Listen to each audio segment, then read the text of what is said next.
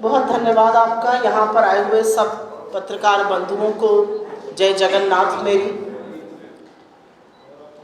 आप सब जानते हैं ओडिशा में क्या हो रहा है, और उसको बोलने से पहले मंच पर बैठी हुई मेरे साथ एआईसीसी की सचिव मेरी कोलीग रोजिना तिर्की जी, एआईसीसी के नेशनल कोऑर्डिनेटर सोशल मीडिया के सुमित दुबे जी, सुष्मिता जी, जयश्री जी, हम आपके बीच में एक बहुत अहम मुद्दा लेकर आए हैं।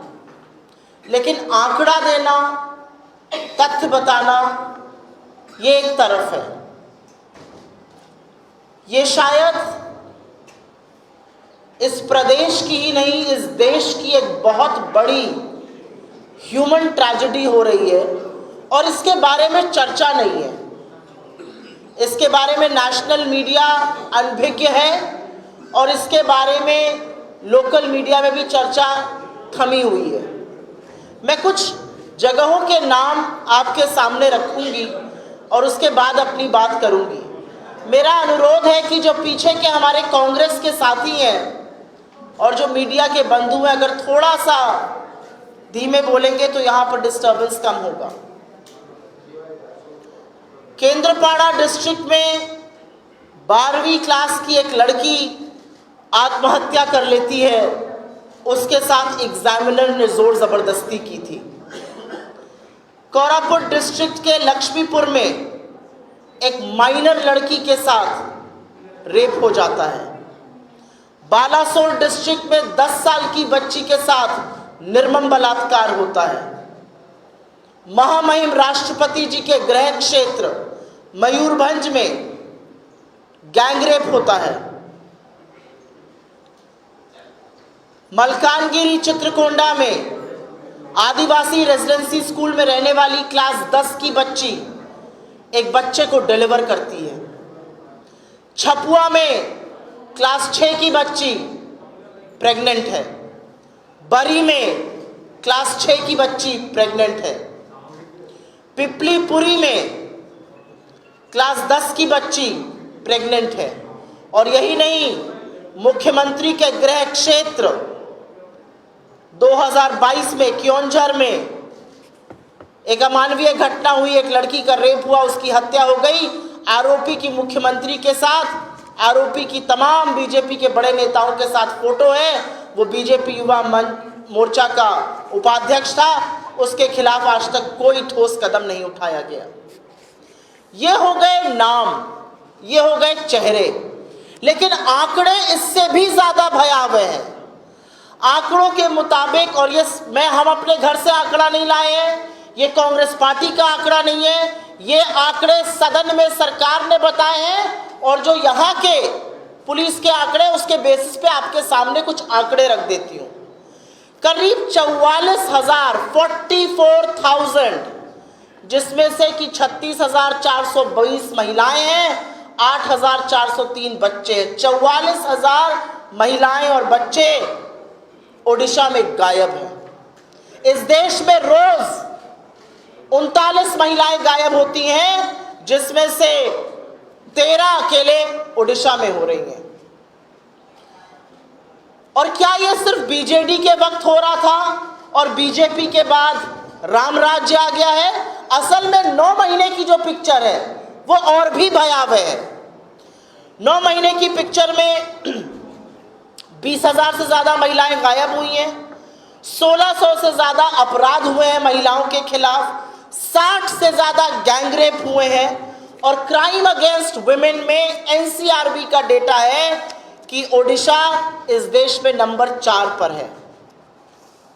और ये वो मामले हैं जहां पर एफआईआर हुई है, जहां पर मुकदमा चल रहा है। कन्विक्शन रेट तो खैर बहुत ही कम है। ऐसे तमाम और मामले हैं जहां पर ना एफआईआर, ना शिकायत दर्ज हुई, ना मुकदमा चला, ना कोई छानबीन हुई, ना सच जानने का प्रयास हुआ। तो ऐसे में कांग्रेस पार्टी को क्या करना चाहिए? इस देश की आधी आबादी, ओडिशा की आधी आबादी के खिलाफ, और खास तौर से दलित, पिछड़ी और आदिवासी बेटियों के साथ ये खतरनाक षड्यंत्र, ये हवस का गंदा नंगा नाच किया जा रहा है, कांग्रेस पार्टी को क्या करना चाहिए? मुझे लगता है हमें वही करना चाहिए जो अभी हम कर रहे हैं। मुस्तैदी से इस पे आवाज उठानी चाहिए, और इससे बड़ा कोई मुद्दा है ही नहीं ओडिशा में। तमाम ऐसे मुद्दे जो हम उठाना चाहते हैं, लेकिन उन मुद्दों की क्या सार्थकता है, उन मुद्दों की क्या जरूरत है, जब आधी आबादी के खिलाफ हवस का इतना गंदा नंगा नाच चल रहा है। और यह उस राज्य में हो रहा है जहां पर देवी सुभद्रा की पूजा होती है। यह उस राज्य में हो रहा है जहां पर उप मुख्यमंत्री महिला है। यह उस राज्य में हो रहा है जहां की स्पीकर महिला है। और बहुत खेद के साथ कहना पड़ता है, यह उस राज्य में हो रहा है जहां से इस देश की प्रथम नागरिक, the first citizen of India, महामहिम राष्ट्रपति द्रौपदी मुर्मू जी आती हैं। किस तौर से हम इसको बर्दाश्त कर सकते हैं? क्योंकि यह पूरी मिली भगत है। जो आंकड़े हैं वो बीजेडी के सरकार के दौरान भी थे, हमने देखा कितना कलंकित था, लेकिन तब बीजेपी के 30-30 एमएलए थे, वो एक शब्द नहीं बोलते थे, चू नहीं करते थे। अब जब बीजेपी सत्ता में आई है तो बीजेडी चुप बैठी हुई है। ये जो मिली भगत है, ये जो काली करतूतें हैं, उस पर पर्दा डालने की कोशिश है। इसमें बीजेपी और बीजेडी पूरी तरह से मिली हुई है। और मैं एक महिला होने के नाते कहती हूं, और मैं इन 3 और महिलाओं के बेसिस पर यह कहती हूं कि मुझे फक्र है इस बात का कि कांग्रेस पार्टी ने इस बात को मुद्दा बनाया है, और हम लगातार इस पर चर्चा कर रहे हैं। हम लगातार सदन में इस पर जवाबदेही मांग रहे हैं सरकार की। और सरकार के लोग कहते हैं सदन में तो विपक्ष का काम है मुखालिफत करना, खिलाफत करना, हमारे विरोध में बोलना। जी नहीं, विपक्ष का काम विरोध करना नहीं है। विपक्ष का काम आपको जवाबदेह बनाना है। विपक्ष का काम उन लोगों की आवाज को उठाना है जिसको आप दबा रहे हैं। और आज की तारीख में ओडिशा में अगर किसी की आवाज बुलंदी से गूंजनी चाहिए तो वो इस देश की आधी आबादी की, उन छोटी छोटी बच्चियों की है जिनका बचपन, जिनका भविष्य रौंदा जा रहा है। रेजिडेंशियल स्कूल्स में ये हो रहा है, वहां पर कोई विजिटर्स नहीं होते हैं। किसकी जिम्मेदारी है? क्या सरकार की, क्या प्रशासन की कोई जिम्मेदारी नहीं है? एजुकेशन मिनिस्टर से लेकर एजुकेशन सेक्रेटरी, एडीएम, तमाम चीजें होती हैं महकमे में। क्या मुख्यमंत्री को जाके दौरे नहीं करने चाहिए कि इस तरह का नंगा नाच क्यों हो रहा है हमारी बच्चियों के साथ? जवाब में कहा जाता है हम सुभद्रा स्कीम चला रहे हैं। लानत है आपके 27 रुपए रोज की स्कीम पर। आप सुरक्षा नहीं दे पा रहे हमारी बेटियों को। हमारी बेटियों के कंकाल मिल रहे हैं, हमारी बेटियों के साथ गैंगरेप हो रहा है और उनकी निर्मम हत्या हो रही है। आपकी स्कीम किसी काम की नहीं है, क्योंकि 27 रुपए में 1 लीटर दूध नहीं आता आज की तारीख में। यह असलियत है आपकी। मेरा अपना मानना है, हम लोगों ने पहले इस पर 3 बार सीएम आवास का घेराव किया है। हमने करीब 35 जिलों में कलेक्ट्रेट आवास का, उनके कार्यालयों का घेराव किया है। और अब 27 तारीख को, आने वाली 27 तारीख को हम एक बड़ा घेराव विधानसभा का करने जा रहे हैं। ये हमारे लिए शक्ति प्रदर्शन नहीं है, ये हमारे लिए एक सोती हुई निर्मम सरकार को जगाने का तरीका है। और मैं अब कुछ बातें राष्ट्रीय परिप्रेक्ष्य में बोलना चाहती हूं, क्योंकि यह पैटर्न हमने देखा है। मैं उत्तर प्रदेश से आती हूं, वही उत्तर प्रदेश जहां पर जब हाथरस में बेटी को 2:30 बजे रात को फूंका गया तो यही बीजेपी वाले उस पीड़िता को बदनाम कर रहे थे, और संरक्षण लगातार आरोपियों को, दरिंदों को दिया जाता है। वही उत्तर प्रदेश जहां पर बीजेपी का एक नहीं 2-2 एमएलए बेटियों के साथ हुई हैवानियत के दोषी पाए गए, आरोपी नहीं। चाहे वो कुलदीप सिंह सेंगर हो या चाहे वो रामदुलार गौंड हो। यह सिलसिला हमने बृजभूषण सिंह के साथ देखा, यह हैवानियत हमने मध्य प्रदेश में देखी, यह हैवानियत हमने हर उस जगह देखी जहां पर बीजेपी का पहला कदम होता है संरक्षण आरोपी को, दरिंदे को, हैवान को देना, बेटियां भगवान भरोसे छोड़ दी गई हैं। किस मुंह से बीजेपी बात करती है सुभद्रा योजना की? किस मुंह से बीजेपी बात करती है बेटी बचाओ बेटी पढ़ाओ की? बेटियां तो असल में बीजेपी से बचानी है, बेटियां इनके कुशासन से बचानी है। और इसीलिए मेरा अपना मानना है, और क्योंकि धर्म में आस्था है, तो ये जरूर कहूंगी, प्रभु जगन्नाथ की धरती है ये। श्री कृष्ण ने द्रौपदी की लाज बचाने के लिए तार खोल दिए थे। श्री कृष्ण वो हैं जिन्होंने अपने सखी के लाज बचाने के लिए अवतार लिया और उसके सम्मान में महाभारत हुई और गीता का उपदेश दिया। तो पूरी की पूरी भारतीय जनता पार्टी धृतराष्ट्र बनी बैठी रहेगी और बेटियों के साथ कुकर्म होंगे, ये हम कतई बर्दाश्त नहीं करेंगे। मैं इसी मंच से कुछ सवाल उठाना चाहती हूं और सवाल के बाद हमारी कुछ मांगे हैं। इस मंच से ये सवाल उठाने इसलिए ज़रूरी है क्योंकि सोती हुई सत्ता जागे। खत्म करने से पहले मैं कुछ सवाल हैं जो आपके सामने रखना चाहती हूं। सरकार ये मानने को कब तैयार होगी कि ओडिशा में बेटियों के साथ हैवानियत हो रही है? सरकार के नेता, सरकार की डिप्टी चीफ मिनिस्टर, सरकार की स्पीकर, सरकार के मंत्री, सरकार के मुख्यमंत्री कब उन बेटियों के हाथ जाएंगे और उनको यह आशा और विश्वास दिलाएंगे कि उनके साथ न्याय होगा? क्या सरकार के नुमाइंदे, क्या सरकार के लोग उन बेटियों के परिवारों से मिलने के लिए तैयार है जिनके साथ ये हैवानियत हुई है? क्या सरकार को ये अंदाजा है कि अगर एक क्लास 6 की बच्ची प्रेग्नेंट है तो उसका भविष्य में क्या होगा? सरकार अपनी चुप्पी सेक्सुअल एक्सप्लॉयटेशन पर, यौन शोषण पर कब तोड़ेगी? सरकार ये कब मानेगी कि अधिकतम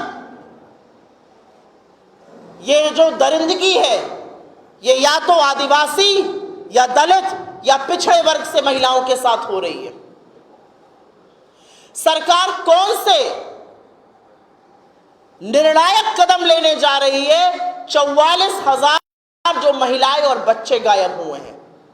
सरकार क्या निर्णायक कदम लेने जा रही है जो दरिंदगी और जो यौन शोषण हो रहा है खुले आम रेजिडेंशियल स्कूलों में?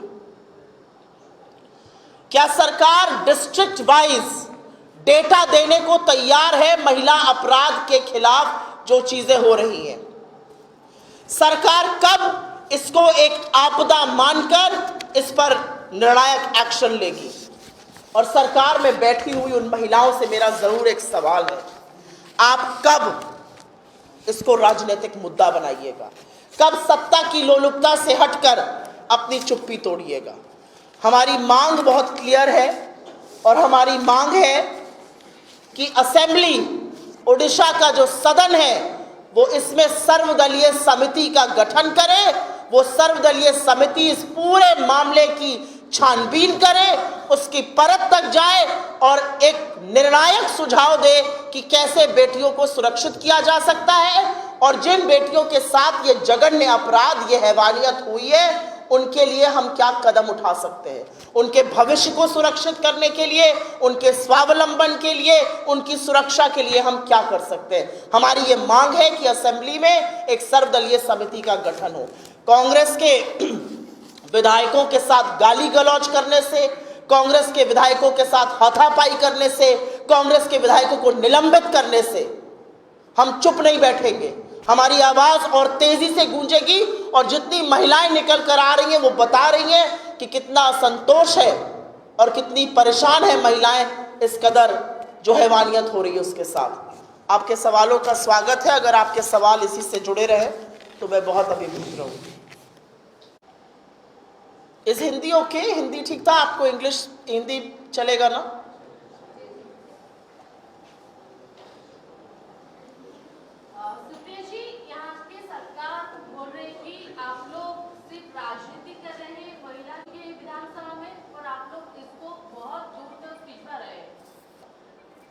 राजनीति किन मुद्दों पर होनी चाहिए ये मैं बीजेपी से पूछना चाहती हूँ। राजनीति किन मुद्दों पर होनी चाहिए? ये वो सरकार है जो आपको 400 साल पुरानी बात में उलझाए रहेगी और 40 साल आगे का सपना दिखाएगी। लेकिन अभी क्या हो रहा है, अभी क्या हमारी बेटियों के साथ हो रहा है, क्या हमारे युवाओं के साथ हो रहा है, क्या हमारे भविष्य के साथ खिलवाड़ हो रहा है, उसकी कोई चिंता नहीं है। मैं बीजेपी से पूछना चाहती हूं, राजनीति किस मुद्दे पर होनी चाहिए? हम लोग राजनीति में क्यों हैं? हम राजनीति में इसलिए हैं कि हम सदन जाएं, चाय पकौड़ा खाएं और घर आ जाएं। हम राजनीति में इसलिए हैं कि जिन लोगों की आवाज को दबाया जाता है, जिन लोगों के साथ अन्याय होता है, जिन लोगों को न्याय नहीं मिलता है, उनके लिए हम अपनी आवाज बुलंद करें। और ओडिशा में यह सच है कि एक आपदा है जो लड़कियों के खिलाफ हो रही है। मेरा सिर शर्म से झुकता है कि ऐसा प्रदेश हो गया है यहां पर जहां पर लगातार लड़कियों का यौन शोषण हो रहा है। मेरी रूह कांपी है सुनकर। मैंने एक्चुअली डेटा पे विश्वास नहीं किया था जब तक मैंने खुद वेरीफाई नहीं किया। मेरी रूह कांप गई है सुनकर कि लगातार रेजिडेंशियल स्कूल्स में लड़कियों के साथ ऐसा हो रहा है। हम सबकी बच्चियां हैं, बीजेपी के लोगों की भी बच्चियां हैं। अगर क्लास 6 में पढ़ने वाली आपकी लड़की प्रेग्नेंट हो जाए और एक आदमी के यौन शोषण से प्रेग्नेंट हो जाए, अगर आपके राज्य में एक लड़की का कंकाल मिले जिसका गैंग रेप होकर उसकी हत्या कर दी गई हो, तो क्या वो मुद्दा हमें नहीं उठाना चाहिए? मुझे लगता है राजनीति में होने का मतलब है कि हम जो मूल मुद्दे हैं, जो जरूरी मुद्दे हैं, वो उठाएं। बीजेपी की चाल, चरित्र और चेहरा हमने देखा है। आपसे बहुत दूर नहीं है मणिपुर। मणिपुर में जब 2 लड़कियों को नंगा परेड कराया गया और आदमखोरों की भीड़ ने उसे नोचा, तो इस देश के प्रधानमंत्री ने 76 दिन तक अपनी चुप्पी नहीं तोड़ी थी। बार बार यहां पर गृह मंत्री और प्रधानमंत्री आते हैं, सरकार बनने के बाद 3-4 बार आ चुके हैं। क्या उन्होंने कभी इसकी खोज खबर करी? क्या उनको नहीं पता ओडिशा में बेटियों के साथ क्या हो रहा है? और हम अगर उसकी आवाज को उठा रहे हैं तो ये राजनीति, अगर ये राजनीति है तो ऐसी राजनीति और होनी चाहिए जिससे कि बेटियों की आवाज गूंजे।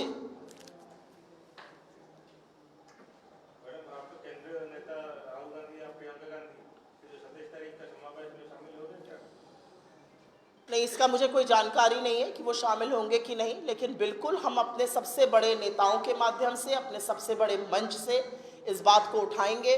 मैं कांग्रेस पार्टी की राष्ट्रीय प्रवक्ता हूं, सोशल मीडिया की हेड हूं। जब पता चला कि ऐसा हो रहा है और हम एक बहुत बड़ा निर्णायक कदम लेने जा रहे हैं इसमें विधानसभा का घेराव करने, हमें पूरी आशंका है, हमें पूरा विश्वास है कि हमें प्रताड़ित किया जाएगा, हमारा दमन किया जाएगा, पुलिस फोर्सेस से हमें पिटवाया भी जाएगा, लेकिन हम वो सब सहने को तैयार हैं। तो जब मुझे पता चला और यहाँ पर हमारे पीसीसी अध्यक्ष ने कहा कि आपको यहाँ पे आके प्रेस कॉन्फ्रेंस करनी चाहिए, मैंने अपने सारे प्रोग्राम निरस्त किए और मैं आई यहाँ पर। हमारा शीर्ष नेतृत्व भी, हम लोगों ने उनको बताया है और वो आगे कब आते हैं, इसको कैसे उठाते हैं, वो हम तय करेंगे। सवाल है कि आप अगले जो 27 तारीख को विधानसभा चुनाव जा रहे हैं, तो इस ग्राम में आप बीजेडी को शामिल करेंगे या शामिल नहीं करेंगे? देखिए, पाप तो बहुत बड़ा हुआ है। पाप बीजेपी ने भी किया है और पाप बीजेडी ने भी किया है, और मैं बता दूं क्यों किया है। जब जब बीजेपी को जरूरत पड़ती थी केंद्र में, तो उनका सबसे बड़ा संकट मोचन बनकर बीजेडी ही तैयार रहती थी। तो ये जो मिली भगत, जिसको नूरा कुश्ती हमारी तरफ कहा जाता है, ये सब समझ रहे हैं। ऐसा क्यों है कि जब बीजेडी सत्ता में थी तो बीजेपी इस मुद्दे पर चुप रही, और आज जब बीजेपी सत्ता में है तो बीजेडी चुप रही। अगर बीजेडी को इस प्रदेश की लड़कियों की फिक्र है, इस प्रदेश की अस्मिता की, महिला सुरक्षा की फिक्र है, तो उनको जरूर हमारे साथ आना चाहिए। अगर वो नहीं आते हैं तो वो खुद बता रहे हैं वो किसके साथ खड़े हैं। वो अन्याय के साथ खड़े हैं, वो आरोपियों के साथ खड़े हैं, वो इस प्रदेश की बेटियों के खिलाफ खड़े हैं।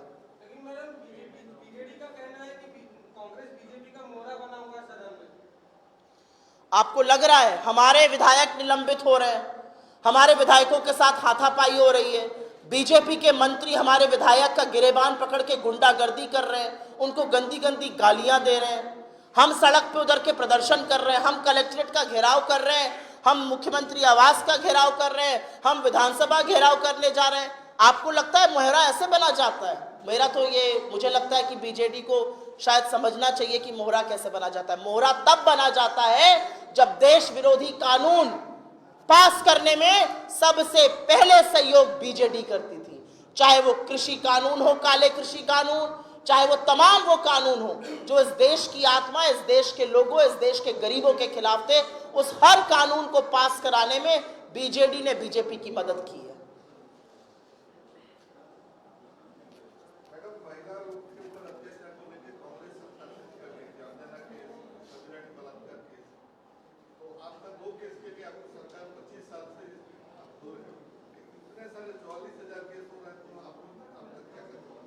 मुझे ऐसा लगता है कि उड़ीसा ने हमें हमारी गलती का सबक सिखाया। मुझे ऐसा लगता है जो हमारे शासनकाल में हुआ वो गलत था, लेकिन क्या उसकी वजह से अब जो गलत हो रहा है हम बोलेंगे नहीं? 44,000 महिलाओं और बच्चों का लापता होना एक बहुत बड़ी बात है। 39 महिलाएं रोज की लापता हो रही है हिंदुस्तान में, 13 उसमें से उड़ीसा में 1/3। तो मुझे लगता है सबसे पहले तो इस पर जागरूकता लाना, सबसे पहले जो सरकार, जो सत्ता में बैठी हुई सरकार है, उसको जगाना, उसको जवाबदेह बनाना, उससे एक निर्णायक और ठोस कदम उठवाना कि वो इसके बारे में क्या करेगी। मेरा अपना मानना है ये प्रादेशिक आपदा है। This is an emergency for women in this state. If we don't realize it now, it will perhaps be too late. देखिए, जिस लड़के को अभी बलात्कार हुआ है, जिसमें पेमेंट हुआ है, जिसके घर पर कांग्रेस अभी तक नहीं पहुंचा है, तो सिर्फ ये रास्ता में जाकर के सिर्फ घराव कटन से नहीं इसका मतलब इसका समाधान नहीं हो पाएगा। तो कांग्रेस इससे पहले इनका द्वार पर मिलने के ऐसे बहुत सारे केसेस हैं जहां पर हम गए हैं, हम परिवार से मिले हैं, हमने उनकी शिकायत दर्ज कराने में मदद करी है। ऐसे बहुत से केसेस हैं जिसमें हमने उनको हेल्प दी है, विधि की हेल्प दी है, थोड़ी आर्थिक हेल्प भी दी है कहीं कहीं। ऐसे बहुत से केसेस हैं जब हमने मदद करी है। लेकिन एक जिम्मेदार विपक्ष होने के नाते हमारा काम ये भी है कि हम इस पर जोर शोर से चर्चा करें, जिससे लोग भी जागे, जिससे लोगों को पता चले कि क्या हो रहा है। थैंक यू, बहुत बहुत धन्यवाद आप लोगों का।